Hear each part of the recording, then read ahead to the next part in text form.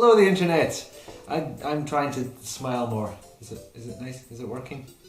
Yes, it's that time of year where I tell you all the games I completed, which is a shorter list than last year because in addition to doing my work routine and the commuting routine that goes along with it, which is an hour's train ride both ways, and seeing my girlfriend and doing all this other life stuff, I decided to do one review every month, and that turned out to be a little bit of a challenge. So much so that I missed a couple of deadlines. Sorry. I still think there's plenty to talk about here. Obviously some of these games were subject to reviews, so there'll be less to talk about on those, but the ones that I didn't review, still good amount to talk about. I have absolutely no more filler to go in here, so let's just get to it! Number 1, Gabriel Knight, Sins of the Fathers. This is good. It's still good, and I'm still glad that I played this as an adult rather than when I was 8 years old. That's still a lot of Sierra games that age. I mean, they must have been sold in shops because we've got a copy of Space Quest 3 up the stairs that we had from when we were kids. But needless to say, my CD holder overfloweth not with Sierra titles. I won't dwell on it too much though, obviously I reviewed it, but there was a couple of little things that were pointed out to me after the review came out. It turns out fans of Sierra games were the ones that requested that big list of verbs. It could have been jailed together into just a couple, or even just left and right click, but I guess these guys were coming from parsers and they wanted the kind of flexibility that that afforded them, even though just left and right clicking would have done them fine. No, I'm not going to let this go. This is going to be a long road of me talking about this. You can go now if you want, I won't blame you. It makes sense, I suppose. It could be a real feeling of a loss of control going from being able to type in literally anything you want to being able to left or right click and just hope that the game does what you have in mind. But as long as you're progressing, who really cares? The games around that time didn't really have multiple paths anyway. Although it was Sierra Entertainment, so a couple of these paths might have just got you killed. I still don't think we needed 2 separate talk icons, even though it was one for full conversations that had like the head up here, and the list of topics, and the other one, if you did that, they would just stay in the usual view of being able to see the whole room, and it would just have a little banter between the characters instead of full-on conversation. That kind of makes sense. And in any case, if you get into the story, none of the shortcomings I talked about in the review or right here will mean anything to you. You'll just have a blow. Of course, by a blow I mean a ball. Why do I talk on camera? I'm not good at it. Game number 2, Fable. Said it in the review, I'll say it again here. I bought it because it was a point-and-click game and it had an awesome box. I mean, it's a bit unusual because it suggests to put a lot of effort into the packaging as opposed to any effort into the actual game. Cough, Microcosm, cough, Rise of the Robots, cough. And the SVGA graphics still look awesome. They use the resolution properly, they keep it nice and colourful, but they keep it detailed at the same time. Oh, I seriously love the SVGA graphics, guys, you have no idea. It just makes me all the more regretful that I had to convert the footage before I put it into the review and then re-render it, and so all that detail is just lost. It wasn't even in HD, it was still in whatever that 480p widescreen resolution is. 800 something? Actually, that's why I used the Orion Conspiracy footage in that one review, because I wanted to see what it would look like now that I do videos in HD. This is the name for HD, I didn't know if you knew that. It's another SVGA game, so I thought this will be a wee test if I do ones in the future, whether it's going to be viable, whether you'll be able to see all that detail that I so adore. Game number 3, Urban Runner. Again, reviewed this already, very quick summation. It is the cheapest FMV game that I've ever played. Not in terms of how much I paid, I mean, I only paid for the jewel case and the 4 CDs, and even that was probably too much, whatever it was. But in terms of looks and sound and gameplay, it's all just, oh, it just feels so cheap. ADR up the ass. Any voice you hear, any sound you hear is all done after filming. And one of the lovely commenters told me it was actually a French production. It was a French crew, it was in Paris, and then it got sent to America and redubbed to try and make sense. And they fucked it up. It obviously does not make sense. Now, that could just be one person talking, but I actually saw a behind the scenes video on YouTube about Urban Runner, and it was all in French. I think the protagonist was actually American, but they didn't really do an interview with him, if I'm thinking correctly. I didn't watch the whole thing, I don't speak or understand French, so it would have been a little bit pointless. And we can't even rely on those auto captions on YouTube to translate to English, let alone any other language. So I guess my assertion that nobody brought microphones to the set is kind of wrong, but they didn't use any sound from that, so technically I'm still correct. At least correct in terms of they invented the entire plot from the footage they were given. Now, I never properly talked about time constraint sections in the review because, well, time constraints, ironically enough. In fact, I barely remembered to put all the stuff about Ada's death in there. I'd written the whole script, but when it came to recording the voiceover, I somehow just missed that entire paragraph. So I'm editing this together. It's a couple of days before it's due up. I actually upload a version of it so I can add captions and get the thumbnails right and all that stuff. Then I happened to look at the script again and there's an entire section missing. It's like, oh fuck, I thought this was short. Apparently I just don't read big walls of text very well. If you see me jump from number 8 to number 12 in this list, then you'll know what's happened. Anyway, here's what I was going to say. Sometimes get to control multiple characters. Now, the situation that springs to mind is when Ada has to infiltrate a scientist's lab and Max has to hold her up at a funeral she's attending. This isn't so bad on its own, but Max only has a certain amount of time to delay this woman before Ada can go ahead and investigate the lab without her coming back and getting caught. Why did they start with Ada and make you switch to Max? I have no goddamn clue. And if you don't stop the scientist, that's an automatic game over. You're never going to get this on your first try. It's too convoluted and there's too many variables, there's too many places to go. It's only like 3 locations you can switch between, but that's too much. It's just enough that it's going to confuse you. You're never going to get this on your first try. So that's what I have to say on that one. The other thing I have to say is that I said the game was kind of unriffable because there was no actual dialogue to take the piss out of. Somebody's proven me wrong, and as I told this commenter, I stand corrected and thoroughly amused. Game number 4, Lylat Wars. Okay, obvious thing first. Lylat Wars is what the rest of the world knows as Star Fox 64. That's in Europe and Australia, PAL regions basically. It's because there was a game called Star Fox released in 1983 for the Atari 2600. Wikipedia also tells me that Star Fox was never trademarked in the US and that was not sorted until the release of Star Fox Adventures, where the two names were put back together. So to keep with the continuity of the game they called Starwing, they released Lylat Wars. I finished this game at the age of 27 because I grew up with a PlayStation. I don't particularly regret the choice, but growing up with Sega first meant there was a lot of Nintendo I just didn't see. Even though every texture I would have seen would have had to fit into a 4KB cache. I mean, for God's sake, the thumbnail in this video is more than 4KB. But I found the console with 1 controller, power brick, and no display cable for about 15 quid. Yes, said I. I had a cable that was like a 3-in-1. Nah, it didn't come with any games, but then I happened across Lylat Wars sitting in a charity shop, which was the full box thing. Manual, cartridge, rumble pack, all that stuff. Perfectly good condition for about £5. Well, I was seriously chuffed with that. I'm just kind of boasting a little here. So the actual game itself, it's Star Fox, but at a higher frame rate. And they've added this thing called an all-range mode, which switches from flying in a linear fashion to flying around this big circle any way you want. But in any case, it's pretty fun. It's more fun to go back to than Star Fox is nowadays. 3D's great and all, but 10 frames a second, 15 frames, whatever it was, no, it's terrible, it's awful to play. Game number 5, Resonance. Now, this might be the shortest entry of all because my opinion on the game has not changed all that much. It's still good and you should buy it.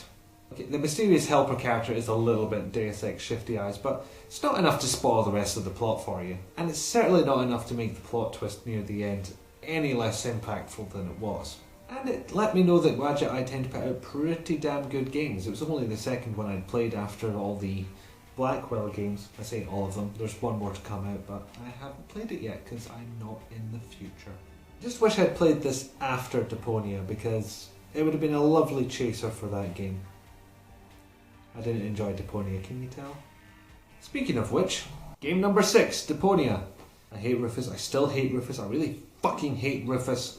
Something I missed out of the review is that the game ran like crap on my laptop. Now, this is half the game's fault and half mine. On the one hand, my laptop has a power saving mode. If the charger is unplugged, then basically the graphics and processor go down to half speed to preserve battery. And it works. It works quite well. It just means if you're playing games of any kind of high system requirements, then they're going to run like dog shit. On the other hand, it's a point and click game. It's all 2D. What is making it run that slow? I mean, it's HD assets, fair enough, but it can't run that slowly, surely. Just having large bits of sprites moving around cannot make it run that slow. It does not make sense to me. Incidentally, it's the same feeling I get when I try and play Rogue Legacy on that laptop. Anyway, back to Deponia. I also really hated the theme music when I was done, and I don't know if it was just a bad theme. I guess it wasn't. It was a perfectly valid one. It says crazy arms. I mean, I've jazzed it up a little bit, but it's a little bit epic. It's not over the top and it's not grandiose. But it plays every single time you go to the menu screen, which is every time you want to save, every time you want to pause, every time you want to quit, anytime you want to change one of the options, including turn the fucking music off. But yeah, my opinion remains the same. It's a mechanically sound game with a protagonist I'd happily throw into the path of a horny xenomorph. Try the demo and just bear in mind that Rufus is the guy you will be controlling for the entire game. If you can't stand him in the demo, then you shouldn't get the full game. Game number 7, Silent Hill 2. Oh, I'm gonna make some people mad with this one, because I played it with a bunch of friends. My girlfriend's sister and her boyfriend had played it before, and they wanted to see somebody else play through it, I guess. And they were doing the usual thing you do when you get a bunch of people playing a game. They took the piss. Especially if the person playing the game was doing something wrong or couldn't work out a puzzle. They stopped taking the piss after about the 5th or 6th time I boarded that elevator that makes a really, really loud alarm noise if you've got all your items still with you. Sure, this sounds like the completely wrong way to play something as psychologically deep and taxing as Silent Hill 2. For one thing, we did play it in the dark, and for two things, it's not as if we only took the piss. We were discussing the psychological nature of the game, what characters represented, what different scenes represented, that kind of thing. Basically, we discussed everything Silent Hill apart from the later games and the movies. If there's one thing that I think redeems us, it's the fact that at two separate points, the ending and that point where James watches a videotape, total silence. It's a bit similar to Gabriel Knight because half of me thinks I should have played this a lot sooner than I did, and the other half reminds me that I was 16 when Silent Hill 2 came out and I was nowhere near emotionally mature enough for this kind of thing. I don't know if I would even understood Dick, let alone appreciate Dick. And that's not just me talking about Pyramid Head. Game number 8, Loom. Looking back on this, I'm still happy to recommend it to hardcore point and click gamers, but I don't think I enjoyed it as much as I thought I did. I've always preferred sci-fi over fantasy, and playing Primordia made me go back and think about this. It's just personal preference, but I got into Primordia's setting way easier than I'd got into Loom's. It's still really cool that they found a way to take verbs out of the equation as well as inventory items, but I actually found myself missing a bunch of the stuff that those particular features brought to a game. In particular, combining items and even just choosing what you say to people. There are no dialogue choices in Loom at all. And there was no reason not to have dialogue trees in there. I mean, fair enough, you couldn't barter for items or anything like that, but you could try and gain favours with other people, other sects, other guilds. I mean, this is only covered in like the audio drama, the little cassette tape that came with very, very early copies of the game. But the Weavers are basically exiles. They had to go and buy their own island because no other bugger wanted to deal with them, wouldn't trust them, probably would stab them in the face if they even had one because they have the hoods and it's just eyes. So basically in the game, some people hate you and some people don't. Not much of an explanation.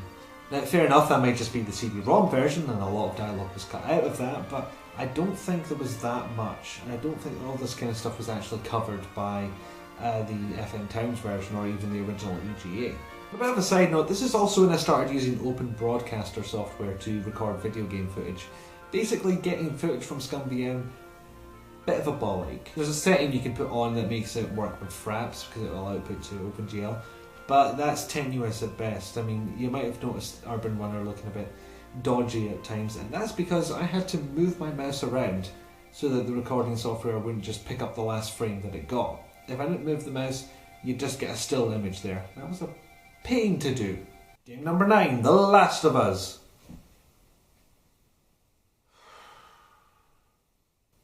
Let's just look at this as a game, yeah? If I have to get into the story at this point, I'm just gonna melt into a puddle of feels.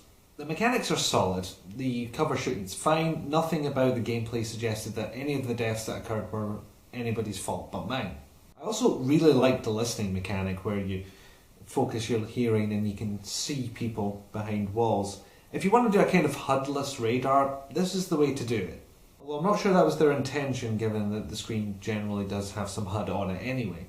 Now, they might have done a better job of relaying your objective to you, because there was one point where I had to dive into an area with lots of infected around, and I would try and get past them and get up to this area where I had to move something out of the way of the door, and the infected would come and take my balls every time. Didn't realise I had to kill all of the infected, including a clicker, which this is kind of early on. I'm not all that good at the game, I'm not all that powerful. This is kind of a big ask. In fact, up to this point the game kind of implies that you should sneak past people if at all possible, rather than you have to take them all out. Okay, granted there was 2 people behind me, but one of them had a gun. Why did I have to go in myself? Okay, story stuff now. At the beginning I thought it was really weird how the marketing focused on Ellie and Joel, because you start off playing as Joel, sure, then time moves forward and it's post-apocalypse, and then you're Joel again for a really while. It's like 2 hours before you actually meet Ellie. And yet it is their story, it's the story of these two surviving. I suppose if nothing else, the most time passes playing these 2 characters than anybody else. And another thing that was interesting is that Ellie and Joel's relationship and the banter between them, it really exemplifies the difference between someone who was born pre, for the lack of a better word, apocalypse, and somebody who was born post-apocalypse. I mean, Ellie's looking at all these banal toys and all this stuff that kids play with nowadays, and she can't actually understand that kids used to do that all the time. That's how they lived, that's how they grew up. Although the lines that imply the girls are only interested in fashion and boys, yeah, kind of sexist. You could have done better. So it took a few hours, but the marketing behind The Last of Us finally made sense. The executive pressure to put Ellie to the back of the images or remove her entirely does not. Another thing I admire is that developers didn't give us a choice in the ending. I'm not going to spoil what the ending is, but it's basically them saying, no, fuck you, this is the story, you have to play it. If you don't want to play, get the fuck out. Yeah, don't say it in as many words because that would kind of break the immersion, but it's kind of the same theme. And I actually really admired the developers not giving us a choice with regards to the story and the ending. No spoilers, don't worry, come back, it's okay, no spoilers. I mean, they're just like, this is the story, this is the experience we've made, you're just playing through it, dude. This is what happens. I mean, I felt bad enough about what I was doing, but it was made clear that this was the character's mindset. This is what the character was going to do. And so I still did it. I'm sure that made sense at some point, but I've completely lost it. I mean, one point near the end, I spent 10 minutes standing there looking for another way to basically get around killing someone. Somebody was in my way. He was unarmed, but he was in my way. The only way I could get past, as it turned out, was to kill him. I didn't want to kill him. I had no reason to kill him. He couldn't have stopped me. He was unarmed. Why couldn't I just shove him out of the way? If you just start moving towards him, then Joel shanks him, kills him, dead. I would have liked a little bit of choice there. Maybe it goes to the same end, but the means to get there are a little less psychotic. Then again, character is clearly in this mindset. I mean, the mindset is basically, you're in my way, you're going to get out of my way. This is the easiest way I can do it. Fuck you. Plus, given Joel's body count over the entire game, he does come off as a psychopath already. And that's about as much story as I can do without resorting to spoilers. But it was good. It was fun to play, and the story was compelling, and I liked it. Didn't try the multiplayer though, so I can't really comment on that. Game number 10, Torrance Passage. This game's a bit silly. There's a lot of things this game does a little bit different. The HUD has hints, the conversation book, the scroller around the bottom of the screen. There's a lot of stuff in there that you're just not going to see anywhere else. And on top of that, you can play the chapters in any order you want. Yeah, it might not follow the plot, but you can play them in any order you want, and I'm very glad they put that in, because there's actually a bug if you keep a save from the very beginning of the game up until about halfway through the last chapter, first of all, you can't load the game. It just crashes. Then I tried it again, and I couldn't even get to the load screen, and then I couldn't save. Yeah, it was kind of fucked. I had to wipe all my saves, or at least put them in a different folder where they wouldn't be found, before I could get back into the game and just basically play that chapter from the beginning. The only difference it actually makes is that your score goes back down to 0. Because you start a chapter with all the items you need, essentially. All the items you would have from playing the previous chapter. But yeah, that's your warning. Don't save too much or it might crash. This ain't WTF, what do you want from me? Game number 11, Beneath a Steel Sky. At first I thought about glossing over this because I'm definitely going to review it this year, but I don't really see the point in keeping my opinion from you. If you want to watch and hear it, then sure, I'll tell you what my opinion is. Plus, it's nice to record it now because I can see if my opinion actually changes later on. So it's by Revolution Software. It's the second game they made after Lure of the Temptress. It's better than what I've played of Lure of the Temptress, certainly. And it is before the Broken Sword games that they are more likely best known for. And you get the usual stuff you'd expect from these developers. British humour said in an American accent. I mean, you can put it in all you want, I am never going to be convinced that any American says bum and means ass. Very, very, very pretty animations, like not quite the Disney style ones that you got with Broken Sword later on, not that outlined, coloured kind of thing. This was like VGA graphics that you saw at the time, just with 4 times the animation frames. It's smooth, it looks really lovely. I do like the setting, big tall city in what looks to be in a post-apocalyptic environment. In difference to tradition though, usually when you get this kind of mega city kind of environment, the rich folks go to the top. Like your status is the higher you are physically, the higher you are in society. But it's actually the opposite. The lower levels are reserved for the people who have got the most status and the most money. A bit of a juxtaposition from what I usually expect, but it actually kind of makes sense because a city like that is going to produce a lot of pollution. Who the fuck wants to be above that? And naturally this kind of extreme class system means there is a tyrannical government in place. Or is there? The puzzles usually involve talking to people, including a little robot that follows you around. Once you find a chassis to put his personality chip in. He's very sarcastic, and I approve of that. There are some old school trappings with some silly puzzles and backtracking between areas, and not only areas but levels of the city. There's enough to recommend people get a copy, because it's completely free. Yes, they actually released it as freeware along with Lure of the Temptress. If you have a GOG account, you just have to find it in the shop listings.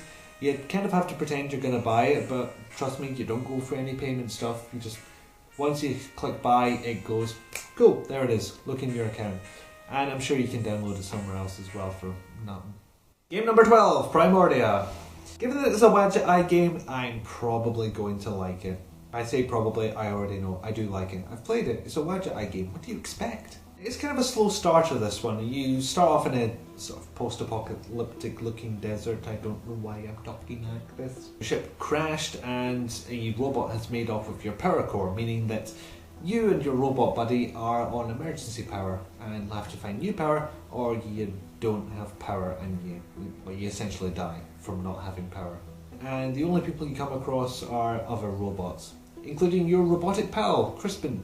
He's very sarcastic, and I approve of that. Some interesting things to see, some interesting things to do, I say interesting, they're mostly mad people to talk to, but there's plenty of lore behind this one as well, since the robots name themselves as follows. You've got Crispin, who was built by Horatio, therefore Crispin is Crispin Horatio built. It's a bit like when you have a fantasy setting and you have Arthur, son of James, that kind of thing. The robot you play as has the full name of Horatio Nullbuilt. Now, null meaning nothing, it means either nobody built him, or he doesn't know who built him. Or that he's just a robot bastard child. And I did not think I'd be saying robot bastard child when I woke up this morning. You wander around the desert for a while, getting items, talking to mad robots, that kind of thing. Eventually you get to this city called Metropole, and then the game kicks it up a notch. This is the point in the game you should get to before you even consider quitting. I know it's kind of a big ask, but at least play up to that point. If you don't like exploring Metropole and doing what there is to do there, fair enough. Bunch of people to talk to, there's a whole bunch of things to do, a whole bunch of new areas to go to, and a lot more lore and story to unlock. There's also much, much, much harder puzzles to solve. Thankfully, some of them have easier solutions. If it hurts your brain a little bit, it sure as hell hurt mine. There's also a bunch of decisions you can make that can not so much affect the ending, but have different outcomes and affect things a little later on in the game. But while I'm on the subject of endings, when you climb the Metropole Tower for the second time, save the game as soon as you can, then try everything. There's a whole bunch of endings, a whole bunch of things you can do. You get achievements for doing this too, but they're hidden away in the options menu. They don't have little pop-ups that appear at like the corner of the screen. If you're playing it on Steam, obviously the Steam ones will come up. I had no idea the achievements were even there until I went to turn on the commentaries. Which, yes, of course, it's a Wadget Eye game, it has bloopers and commentaries, which is totally worth a second playthrough. Come on, you're going to get 2 playthroughs out of these games, guys. Buy them! So in case that wasn't obvious, then yeah, I think it's good and that you should buy it. And we're done! Is it just me, or did I have a lot more to say about a shorter list of games? Not to mention the fact that I reviewed half of these things over the course of the year already. Oh well, as long as it didn't turn into the mess that was my 2012 video, I'm quite happy. Here's hoping I play a reasonable number of games next year, or I review a bunch of games that I completed ages ago. That may help. Bye!